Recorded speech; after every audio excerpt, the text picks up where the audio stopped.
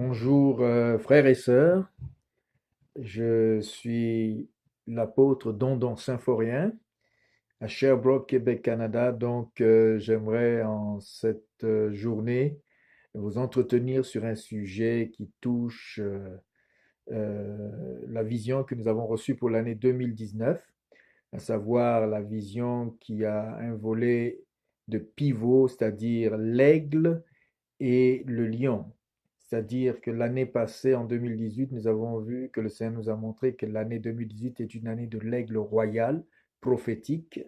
Et cette année, c'est une vision qui touche encore la question de l'aigle, mais avec une continuité sur le lion. Deux animaux qui sont très prophétiques. L'aigle qui est dans Ésaïe et dans des passages comme Deutéronome, Ésaïe 40, Deutéronome 32 et Exode 19. C'est un animal dont le créateur de toutes choses aime se comparer. Et puis il y a aussi l'aigle et il y a aussi le lion. Et ce sont deux animaux qu'on peut retrouver parmi les quatre figures du chérubin, qui est un être angélique dans la présence du palais céleste. Donc, nous voulons parler en ce jour de l'aigle, de la vision et de la direction divine pour 2019. Et le titre de mon message s'intitule tout simplement L'heure de l'envol des aiglons a sonné. Comme je l'ai dit, le créateur de toutes choses aime se comparer souvent à deux animaux, l'aigle, le lion. Comme on le lit dans Deutéronome chapitre 32 au verset 11 que je vais lire. Deutéronome chapitre 32 verset 11.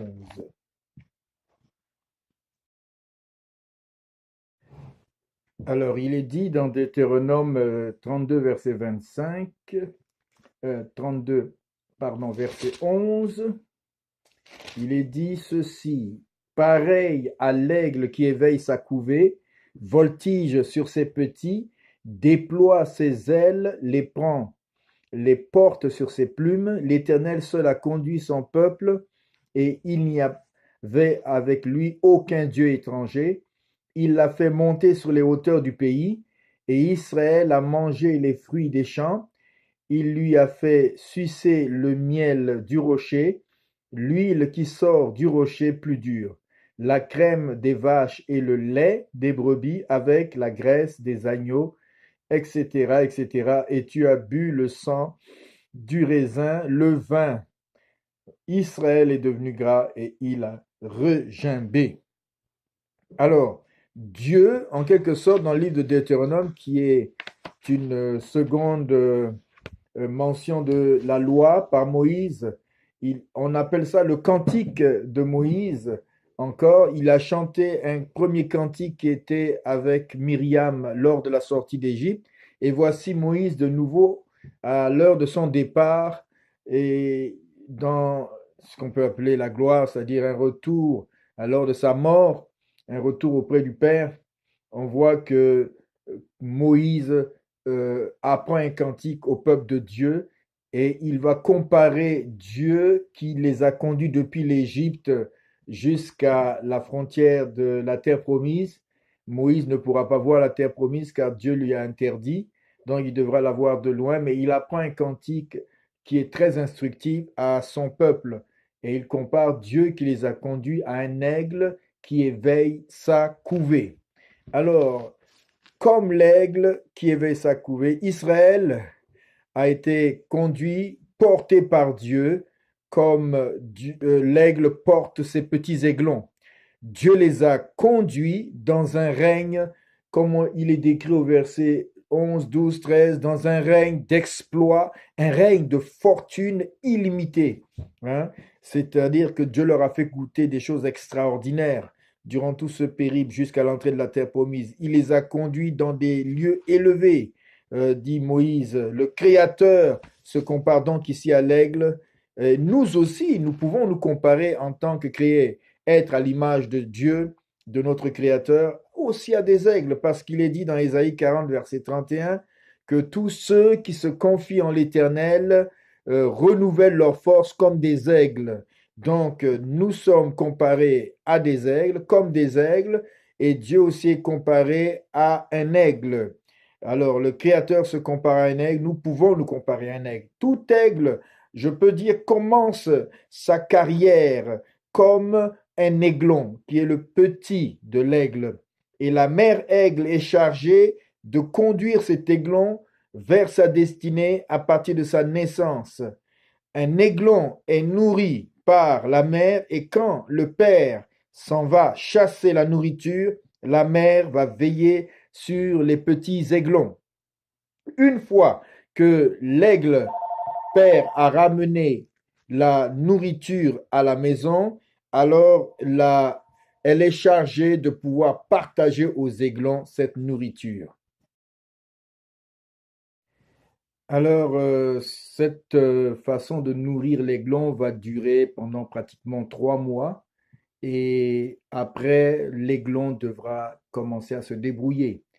Mais pendant ces 3 mois, il y a une formation, un programme de formation spéciale que l'aiglon va subir. Il va apprendre pendant tout ce temps de 1 à 3 mois à voler pour la première fois. Après cela, pendant les 3 autres périodes de mois, c'est-à-dire de 0 à 6 mois, il devra être capable de sortir par lui-même et chercher sa propre nourriture à partir de 3 mois à 6 mois. Pour faire une comparaison à l'aigle pour ce qu'il a d'unique en lui-même, nous tirons des leçons spirituelles pour 2019 quant à la direction divine pour notre vie en 2019. Alors, l'aigle est célébré pour sa gloire, est célébré pour sa force. Il est vraiment célébré parce qu'il est un animal qui est un symbole de courage, de puissance, d'assurance et aussi un animal capable de prendre de l'altitude. Quand on compare l'aigle, on pense à l'altitude qu'il peut atteindre. Quand on nous compare au lion, comme l'ADN que nous avons du lion de Juda, nous pouvons nous comparer à l'attitude, au caractère du lion. Alors, si nous parlons d'altitude, nous savons que son envergure, ses talents de vol et surtout l'inaccessibilité de sa demeure, de sa niche, rendent l'aigle comme un phénomène parmi les oiseaux. Il est capable d'atteindre des hauteurs et des sommets de montagnes incroyables pour bâtir sa niche pour ses aiglons. C'est pourquoi beaucoup de nations dans ce monde ont pour emblème le symbole de l'aigle. On dirait qu'ils voudraient, comme l'aigle, s'envoler vers les gloires. Alors, qu'est-ce qu'il y a d'unique à l'aigle, hein? Qu'est-ce qu'il y a d'unique à l'aigle? Nous allons voir cette caractéristique, hein, de l'aigle. Parmi elles, nous allons passer en revue quelques-unes, si on peut les passer toutes, gloire à Dieu. Premièrement, l'aigle vole à des hauteurs incroyables et il vole seul, ou l'aigle vole seulement qu'avec des aigles. Il ne se cache jamais des tempêtes, mais il vogue et utilise les tempêtes. Il ne bat pas trop des ailes quand il est sur les vagues de la tempête et du vent. Il économise beaucoup son énergie. C'est pourquoi il plane avec le vent. Mais en immobilisant ses ailes, il prend la direction du vent, de l'air. C'est comme si l'aigle va utiliser le vent ou l'air pour pouvoir atteindre ses objectifs. Il va monter donc sur les hauteurs en utilisant le vent, les tempêtes, en planant en direction du vent. C'est pour ça que c'est un animal qui vraiment aime braver la tempête. Alors que d'autres animaux vont se cacher, l'aigle est un animal qui aime la tempête, qui utilise la direction de la tempête et du vent pour prendre son envol. Il attend souvent le vent pour planer avec le vent. Il profite de la direction du vent et de la tempête. Alors, il effectue un vol sans labeur, ni effort, ni sueur, et c'est une aventure céleste merveilleuse qui va commencer dans les airs. Ainsi, bien aimé, lorsque l'aigle est guidé, nous pouvons dire que nous, en tant qu'aigle, nous pouvons être guidés aussi par le vent de l'Esprit de Dieu. et le vent de la réalité du Saint-Esprit. Il faut savoir, comme l'aigle en 2019, utiliser les opportunités des tempêtes et des vents pour nous glisser en direction de ce que Dieu veut faire. Vous ne ferez aucun effort quand le vent de Dieu est avec vous. Dieu va combattre les tempêtes pour vous et vous prenez avantage comme l'aigle sur les tempêtes de la vie. L'aigle ne bat que rarement des ailes, mais il ne fait que les déployer au profit du vent. C'est ainsi que Dieu nous enseigne en ce début d'année 2019 une grande vérité, la vérité de voguer dans la direction prophétique de l'esprit. La sagesse de l'aigle et celle du lion nous enseignent beaucoup en 2019. L'altitude et l'attitude. Oui, c'est une année pivot, comme on l'a dit, année des portes ouvertes et des ouvertures prophétiques. Ainsi comme l'aigle, laissons-nous porter en 2019 vers la direction du vent du Saint-Esprit en altitude pour avoir une vision pour l'année 2019, une vision lointaine, une vision proche. Voici la direction nouvelle du vent qui s'annonce par l'Esprit de Dieu.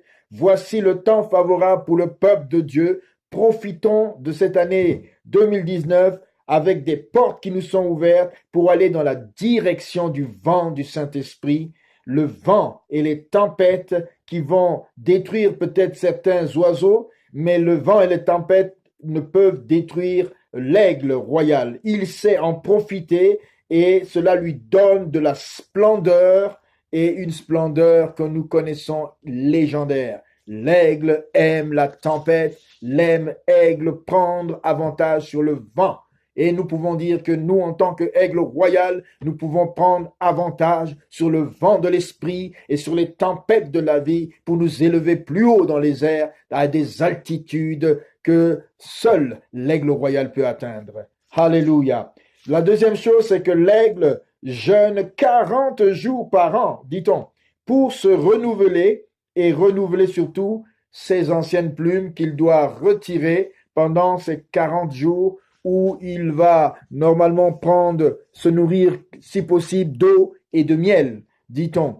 Alors c'est pendant cette période qu'il va se débarrasser de ses vieilles plumes pour être capable de mieux s'envoler après cela. C'est la raison du verset 31 du chapitre 40 d'Ésaïe qui nous dit ceci, chapitre 40 du livre d'Ésaïe au verset 31. Alors, je vais lire au nom de Jésus. Si on lit un peu plus haut, ne le sais-tu pas, ne l'as-tu pas appris? C'est le Dieu d'éternité, l'Éternel qui a créé les extrémités de la terre. Il ne se fatigue pas, il ne se lasse point, on ne peut sonder son intelligence. Il donne de la force à celui qui est fatigué. Si tu es fatigué aujourd'hui, en ce début d'année, j'ai une bonne nouvelle pour toi. Dieu va donner de la force et il augmente la vigueur de celui qui tombe en défaillance. Les adolescents se fatiguent et se lassent et les jeunes hommes chancellent, mais ceux qui se confient en l'Éternel renouvellent leur force. Ils prennent le vol comme les aigles, ils courent et ne se lassent point, ils marchent et ne se fatiguent point. Voilà une parole pour encourager les aigles royaux en cette début d'année. Comme tu as besoin de renouvellement, l'aigle a besoin de renouveler ses plumes pendant 40 jours. Et voyez-vous, le 40, c'est le chiffre du jeûne, le chiffre de génération, le chiffre de renouvellement, comme Jésus a pris 40 jours dans le jeûne et la prière. L'aigle prend aussi une fois par an 40 jours, comme qui dirait, nous devons jeûner aussi nous autres de cette manière, si possible, de plusieurs manières, de temps partiel, de temps à sec, si Dieu nous donne, parce qu'aux grands problèmes, les grands remèdes, alors si tu prends un jeûne intense, c'est que ta situation a besoin d'un grand remède et il faut prendre les grands moyens. Alors, l'aigle, pour pouvoir prendre un envol encore plus puissant dans les airs, a besoin de laisser tomber ses vieilles plumes une fois par an. Et il jeûne pour cela. Il se prive de nourriture. Dit-on aussi qu'à la fin de sa vie, souvent, il va même prendre un jeûne beaucoup plus long, de plusieurs mois, de 6 mois, dit-on, en cassant son bec, en brisant ses griffes et en se déplumant aussi pour se refaire carrément un corps neuf. Et vous savez, quand il casse son bec, c'est vraiment sanglant, ça fait mal, mais au bout de la ligne, il a 6 mois de restauration et après cela, je vous assure, il devient encore plus dangereux, ses griffes deviennent encore plus dangereuses et il monte encore plus haut qu'auparavant. Mais une fois par an, dit-on, il fait ce jeûne de 40 jours. Alors, c'est pendant cette période qu'il va se débarrasser de ses vieilles plumes. C'est le temps, en ce début d'année, de prendre un temps devant Dieu et de nous débarrasser des vieilles plumes de l'année 2018 pour prendre un envol encore plus spécial en 2019. Alors, je peux dire que ceux qui espèrent en Yahvé vont renouveler leur force en ce début d'année s'ils prennent un temps dans l'intimité avec Dieu. Parce que l'une des portes dans Apocalypse 3, verset 20, c'est la porte de l'intimité de ton cœur. Jésus veut venir souper avec toi, manger avec toi. Et aussi, il va ouvrir des portes devant toi, comme dans Apocalypse 3, verset 7, où tu iras vers ta destinée, vers l'évangélisation, et même tes ennemis viendront par cette porte. Et aussi, il veut ouvrir une porte pendant ces temps de prière, comme dans Apocalypse 4, verset 1, il veut ouvrir la porte vers le ciel, la porte verticale, où tu auras vraiment une ascendance vers le ciel, où tu vas monter vers la demeure du Très-Haut en esprit, en vérité, pour vivre des expériences prophétiques, des expériences divines et célestes. Dieu veut ouvrir ses portes pour toi. Si tu espères en l'Éternel, il va te renouveler. Alors je te dis, au nom de Jésus, sois renouvelé en ce début d'année. La troisième chose que j'aimerais voir aussi avec vous, c'est que l'aigle est un animal loyal à sa partenaire durant toute sa vie, qui va durer de 15 à 20 ans de vie. L'aigle va démarrer sa vie après les 6 mois où il est resté avec sa mère. Il va devenir un aiglon qui va passer au stade de immature, comme on l'appelle, à mature. Il va maintenant chercher dès la première année sa partenaire. Il va aller fabriquer son nid pour préparer sa partenaire à vivre avec lui. Et dit-on que pour pouvoir courtiser sa partenaire, nous connaissons que l'aigle femelle prend une brindille et teste la loyauté de son futur partenaire en lâchant plusieurs fois la brindille en l'air à des sommets toujours croissants pour que l'aigle, pour montrer sa fidélité et sa loyauté, va chercher cette brindille à chaque fois et ramener à l'aigle femelle jusqu'à ce qu'elle ait testé sa loyauté après plusieurs essais et elle va s'accoupler à lui pour pouvoir donner des aiglons qui vont eux-mêmes perpétuer la race de ces aigles royaux. Alors, l'aigle va rester maintenant fidèle à sa partenaire, dit-on, durant toute sa vie. Et sa vie ne dure que 15 à 20 ans. Alors, c'est pour dire que pendant ces 15 à 20 années, il va être fidèle et loyal. Soyons aussi fidèles comme Jésus lui-même est fidèle. Soyons fidèles à nos églises, fidèles à la parole, fidèles au Seigneur, fidèles à la tâche que Dieu nous a donnée. Soyons des gens sur qui on peut compter sur notre fidélité parce qu'un aigle est loyal, un aigle est fidèle.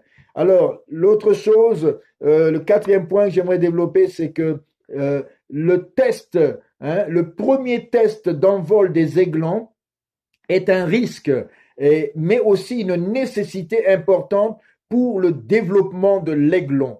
L'aigle va, le petit aiglon, quand il naît, quand l'aigle naît, il ne devient pas tout de suite un aigle, il devient d'abord un aiglon. Mais à un moment, dans les trois premiers mois, 6 mois, il va apprendre à voler, il va se tenir auprès de sa mère pour se nourrir et après il va apprendre à voler. Alors pour cela, quand la mère aigle veut apprendre à voler à l'aiglon, puisqu'il atteint parfois des sommets très, très, très, très importants, des sommets importants, alors l'aigle femelle va prendre son bébé aiglon sur son dos et pour la première fois, d'abord elle va commencer à le mettre mal à l'aise dans le nid où où le mâle a préparé. Elle va retirer les plumes, elle va retirer tout ce qui est soie et douilleux. Et l'aiglon va être mal à l'aise et il va vouloir sortir. Et quand il va vouloir sortir, elle va le prendre sous son dos et elle va s'envoler avec l'aiglon. Et il va penser que la mère aigle fait un jeu avec lui. alors que c'est son premier test de vol. Et c'est lors de cette occasion-là qu'elle va l'abandonner pour la première fois dans les airs. Ce qui va le surprendre, ce qui va le pousser même à penser que sa mère est folle, sa mère est une mauvaise mère, mais au fait, c'est pour le laisser tomber et lui apprendre à battre des ailes pour que ce petit, dans les airs, apprenne à voler. Et quand elle voit qu'il va pratiquement atterrir au sol, elle va tout faire avec la rapidité de l'aigle, de le rattraper dans son envol avant qu'il ne s'écrase. Et c'est les premiers tests, la première leçon que l'aiglon va apprendre. Et je peux dire au niveau spirituel, la seule façon de Dieu de nous apprendre à voler comme des aigles pour atteindre notre vision future, c'est de nous laisser en plein vol, comme l'aiglon, apprendre à voler par nous-mêmes. Car les aigles ne sont pas créés pour être des oiseaux qui sont à charge sur le dos de leurs parents aigles. Ils sont créés pour être des rois. Ils sont formés pour entrer dans la royauté. Lorsque le bébé aiglon a compris cela, lors d'un prochain vol avec leur mère, il va faire très attention et il va savoir que si la mère le prend sur son dos, c'est pour un autre test. Donc, il sera, comme on le dit en anglais, mindé, préparé pour battre des ailes. Et après 3, 4 ou parfois 5 reprises, il va apprendre à voler et quand il a pris le vol, il va demeurer derrière la mère aigle en la suivant. Alors, on ne naît pas aigle, mais on devient, on est aiglon. Alors, on atteint la stature de l'aigle royal en passant de stade aiglon immaturité au stade de aigle royal. Certains chrétiens, au contraire, meurent aiglons. Ils n'ont pas appris à passer de l'étape de aiglon à aigle, car très peu acceptent leurs responsabilités qui doivent les aider à développer leur vision et atteindre leur carrière, comme le dit Hébreux 12, versets 1 à 4. Nous avons ce passage merveilleux qui nous dit que nous sommes environnés d'une grande nuée de témoins dans Hébreux et ils nous observent. Ces témoins ont fait leur preuve dans Hébreux chapitre 11 et ils sont au ciel. C'est comme si nous sommes dans un stade et ils nous regardent depuis le ciel, comme certains regardent depuis les gradins d'un stade les gens courir encore et les acclamer, les encourager, les applaudir. Et je pense qu'autour de nous, il y a une grande nuée de témoins qui nous acclament dans Hébreux. Tous ceux qui sont passés avant nous, tous ceux qui, depuis l'histoire de l'Église primitive, jusqu'à ce jour, ont fait leur preuve de foi. Et nous sommes en train de courir. Et comme des aigles, nous devons prendre notre envol pour atteindre notre carrière et nous débarrasser, comme dit Hébreux, de tout péché mignon, tout ce qui nous enveloppe facilement. Il faut apprendre à voler et atteindre la carrière dans laquelle Dieu veut que nous puissions entrer, chacun de nous. Chacun de nous avons une carrière à accomplir. Cette carrière, elle est spirituelle. Alors, ainsi, beaucoup de chrétiens restent aiglons et n'atteignent malheureusement pas leur statut d'aigle royal. Et c'est en 6 mois que l'aiglon doit faire ses preuves et devenir un aigle. C'est peu. Mais pour les animaux comme cela, c'est suffisant. Et nous avons, comme l'aigle, de 0 à 3 mois, on doit le nourrir. De 3 à 6 mois, il apprend à voler et à manger. De 6 mois à 15 ans ou 20 ans, il va prendre sa stature d'aigle mature, aigle royal, et entrer dans sa royauté. Alléluia. Ce qui est inculqué à ce jeune aiglon va déterminer son futur. Alors, il ne suffit pas de faire la bonne chose, mais il faut la faire au bon moment. Quand le moment vient de prendre ton envol, il faut le faire. Et il faut le faire bien. Donc, après 6 mois, l'aiglon, l'aigle mère va disparaître de sa vie, de son horizon, et elle aura achevé son éducation. Donc, l'aigle a cette capacité aussi, nous dit, de bloquer ses ailes pour combattre le gaspillage d'énergie, du temps. Les aigles ne gaspillent pas, ils économisent leur énergie. Les jeunes devraient apprendre aussi, les jeunes aiglons devraient apprendre quand ils prennent leur envol à ne pas gaspiller leur force, mais apprendre à voguer avec l'esprit, économiser leur énergie physique en se reposant sur l'esprit de Dieu. On court dans beaucoup trop de sens. On parcourt d'église en église comme des papillons. On gaspille beaucoup de temps, beaucoup d'énergie, alors que le palmier est planté près d'un courant d'eau et il pousse en sa saison. Il faut apprendre à être fidèle. Le temps est dénominateur de notre destinée. Nous avons tous 24 heures par jour et il ne faut pas les gaspiller. Alors, en tant qu'aiglons, nous devons apprendre à bien économiser pour devenir des aigles sages et investir avec des objectifs bien clairs dans notre vie pour atteindre notre carrière. Une autre chose que nous aimerons développer, c'est que les aigles ne volent qu'avec d'autres aigles et ils s'associent seulement avec des aigles qui sont comme eux. Parce que l'aigle ne vole pas avec les moineaux ou avec d'autres animaux, d'autres oiseaux. Il s'engage aussi parfois dans un partenariat dans la chasse. Quand ils veulent attraper leur proie, ils apprennent à collaborer. Et nous savons que c'est comme ça que naissent les grandes associations, les networks, les grandes unités de liaison qu'on appelle apostoliques, des liaisons aussi fraternelles qui nous permettent de grandir ensemble.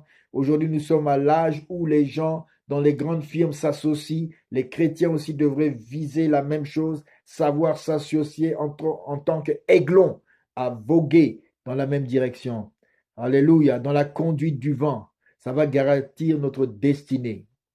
C'est grâce à ces vents impétueux de la période de la Pentecôte que dans la chambre haute, quand le vent est descendu sur 120 disciples et a touché 120 disciples, que le vent a amené ces 120 personnes dans un mouvement de Pentecôte qui a gagné le monde entier. Un mouvement, je pourrais dire, de l'Esprit Saint, car nous sommes plutôt des enfants de Dieu nés dans le mouvement de l'Esprit. On a appelé ça la Pentecôte, mais j'appellerais ça plutôt le mouvement du Saint-Esprit.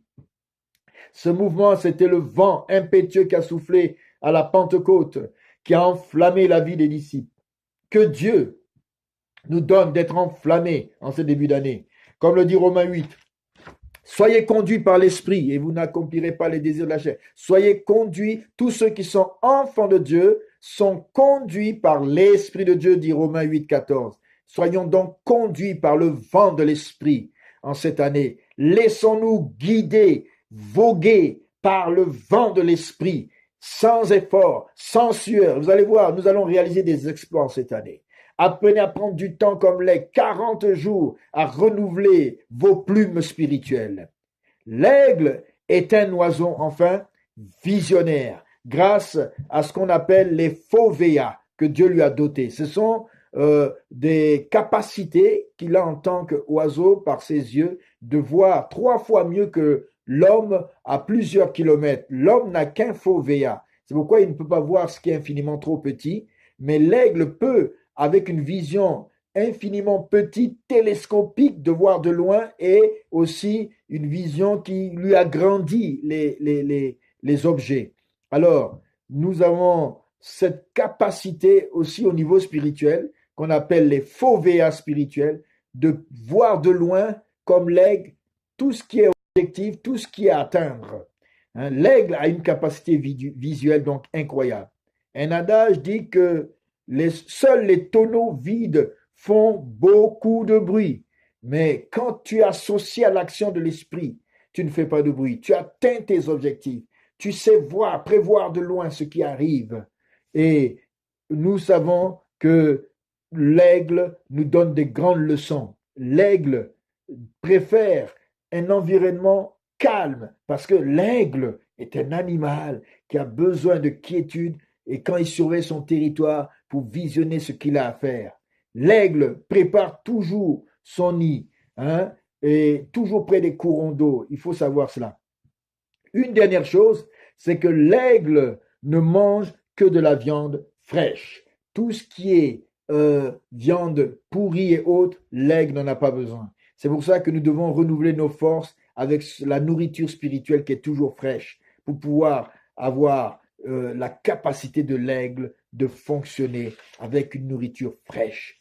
En conclusion, Voilà tous ces éléments qui nous permettent d'entrevoir la nouvelle année sous un angle merveilleux. Il faut la sagesse d'un aigle pour expérimenter les exploits de l'aigle et la vision de l'aigle, pour voir loin, chercher constamment la direction du vent par l'Esprit de Dieu pour atteindre notre direction. Vous avez vu toutes ces caractéristiques que j'ai décrites. Je peux dire que ceux qui se confient en l'Éternel renouvelleront leur force dans cette année 2019. Alors je dis à tous les aigles, bon envol, et si vous êtes des aiglons, préparez-vous à un envol cette année, car vous savez, de 0 à 3 mois, l'aigle, on le prépare, on le nourrit. Soyez nourris de la parole. Et de 3 mois à 6 mois, l'aigle apprend à voler. Pendant cette année 2018, je sais que beaucoup de gens ont appris avec la tempête à voler. Mais maintenant, c'est le temps de prendre notre envol. Que Dieu bénisse tous les aiglons. Et je souhaite que vous me rameniez des témoignages puissants et dire, apôtre Dandan, voilà, si vous pouvez nous rejoindre ici au Canada au 001 819 640 40 0303 640 0303. Et pour nous rejoindre aussi sur le mail ictus4@hotmail.com. Que Dieu vous bénisse. J'aimerais prier pour tous les aiglons. Seigneur, je prie en cet instant pour tous ceux qui vont prendre leur envol et tous les aigles qui sont déjà en plein vol, qui sont en train de rentrer dans leur royauté, dans leur maturité spirituelle, pendant ces 15 à 20 années que Dieu donne à l'aigle de vivre.